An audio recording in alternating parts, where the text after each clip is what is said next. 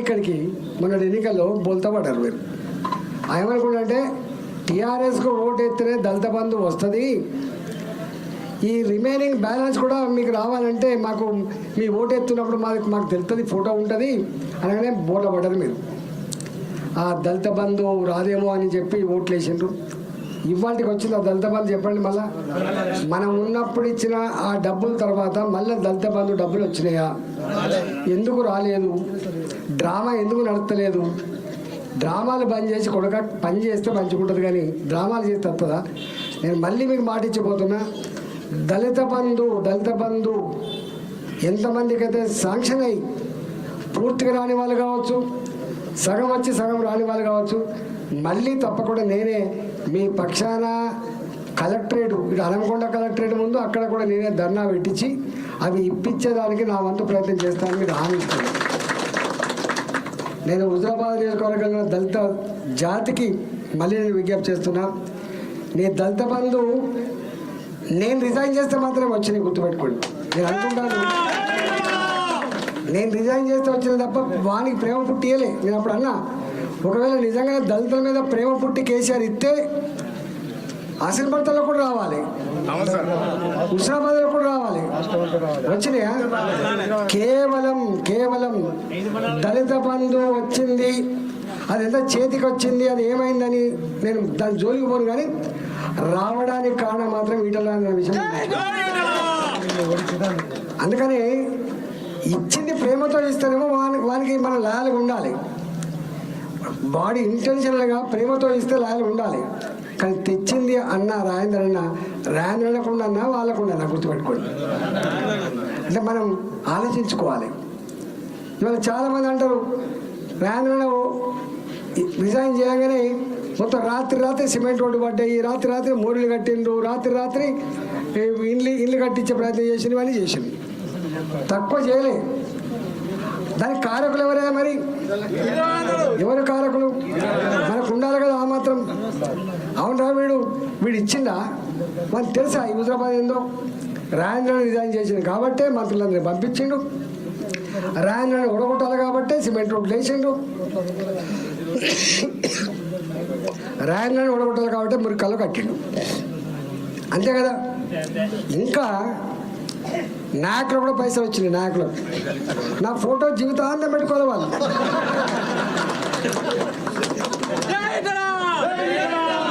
నా జీవితాంతం నా ఫోటో పెట్టుకోవాలి.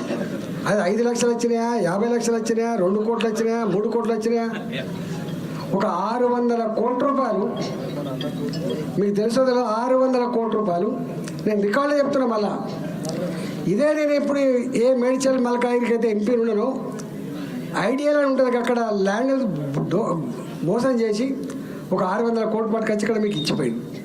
ఓటోడుకు 10,000 రూపాయలు వచ్చినా, ఎన్నెళ్ళైంది రోజు బిర్యానీ తినిపించినా, ఇవన్నీ రాయంద్రన వల్ల వచ్చిన విషయం మీరు మర్చిపోతాం. పాపం చిన్న పిల్లలు జై జై జై ఈటల జై అని పాట పాడిన ఆ కుటుంబానికి 15,000 రూపాయలు రాలే, నా కండవ కప్పులకు రాలే, రాయంద్రనకే ఓటెత్తమని రాలే, రేషన్ గల్ల బిడ్డలకు రాలే పైసలు, రేషన్ గల్ల బిడ్డలకు రాలే పైసలు. అయినా ఎవరెవరికైతే ఓటోడుకు పైసలు వచ్చినాయో దాన్ని గుర్తుపెట్టుకోవాల్సింది వాళ్ళనన్నా. ఎవరి వలన అయితే నాయకులకు పైసలు వచ్చి అప్పులు పోయి మంచి కార్లు వచ్చినాయో, బిల్డింగ్లు వచ్చినాయో, ఎవరిని గుర్తుపెట్టుకోవాలి? వల్ల నన్నే గుర్తుపెట్టుకోవాలి. మేము నడుస్తున్న సిమెంట్ రోడ్లు ఎక్కడన్నా ఉంటే ఆ పుట్టేసినాయి, అంతకుముందు మనమే వేసుకున్నాం, కానీ ఆ సందర్భంగా వేసిన ఎవరు గుర్తుపెట్టుకోవాలి? మరి సొమ్ము ఒకటిది సోకు ఒకటిది అయితే ఎట్లుంటుంది? సొమ్ము ఎవరిది, సోకు ఎవరిది? అన్ని పిత్త ఉండి వచ్చింది అందు కదా. మరి అయ్యా జాగిరి అనుకుంటున్నావా? నేను మళ్ళీ ఈ వేదికని చెప్పబోతున్నా, ఎవడి జాగిరి కాదు కొడుక, ఎవరి జాగిరి కాదు ఇది. మా దళిత బంధు పైసలు, మా ప్రజల పైసలు, మా ఇందిరమ్మ ఇళ్ళ పైసలు నువ్వైతే పెట్టావో అవి మా ప్రజల పైసలు. మా ప్రజల రక్త మాంసాల మీద, చెమట బిందువుల మీద మేము కట్టిన డబ్బుకు కాపలదారులు మాత్రమే ప్రభుత్వాలు తప్ప డబ్బుకు ఓనర్లు ప్రజలు తప్ప డబ్బుకు ఓనర్లు ముఖ్యమంత్రులు కాదు, డబ్బుకు ఓనర్లు మంత్రులు కాదు. నేను ఆనాడు నుంచే చెప్తున్నా, మళ్ళీ చెప్తున్నా, రేపు నేను మంత్రి ఉన్నప్పుడు కూడా మాట చెప్పిన, మంత్రి ఉన్నప్పుడు కూడా చెప్పిన, నా ఇంటికి వెళ్తాను నేను ఇవ్వని, నా బాధ్యత. ఓట్లు వేసి గెలిపించేది సర్వీస్ కోసం మాత్రమే తప్ప, సేవ కోసం మాత్రమే తప్ప దాదాగిరి కోసం కానీ బందల్ సార్ చెప్పిన నేను. చాలామందికి అర్థం కాదు. నేను మళ్ళీ చెప్తున్నా, ఇవాళ ఇందిరమ్మ ఇండ్లైనా, రేపు పెన్షన్లు అయినా, రేపు నిధులు రావాలన్నా కూడా గవర్నమెంట్ ఏదైనా ఉండొచ్చు, కానీ ఇవి డబ్బులు ప్రజల పైసలు మాత్రమే. ఇవాళ మీకు తెలవాలి, ఇవాళ పేపర్లు చూసిన వాళ్ళ పేపర్లే ఒక్క నెలలో 6,500 కోట్ల రూపాయలు, అక్టోబర్ మాసంలో 6,400 6,500 కోట్ల రూపాయలు లిక్కర్ మీద వచ్చినాయని చెప్పి ఇలా పేపర్లు వచ్చింది. ఆంధ్రజ్యోతిలో మీరు చూడండి, 3,000 పైచిలకు కోట్లు దరఖాస్తులు అమ్మితే వచ్చినాయని, 3,000 పైచిలకు కోట్లు మీకు దీనిపేట వచ్చినాయని చెప్పి ఇచ్చిండ్రు. ఎవరి అవి? తాగినోడే కట్టే తాళ్ళ పన్ను. ఎవరి పైసలు అవి? ఎవరికి సొమ్మెవరిది, సోకెవరిది? ఇవాళ మీకు అర్థం కావాలి. ఇవాళ బెల్ట్ షాపులు పెట్టి గుళ్ళ పక్క పొంటి, బడి పక్క పొంటి, మహిళలు తిరిగే దగ్గర కూడా షాపులు పెట్టించి, దాని పక్క పొంటి సిటీలు పెట్టించి, అక్కడే తాగబోయించి, తాగి బయటకు వెళ్ళగానే మళ్ళీ పోలీసులు చెక్ చేసి అక్కడ ఫైన్ వేసి ఇవాళ డబ్బులు వసూలు చేస్తున్నది.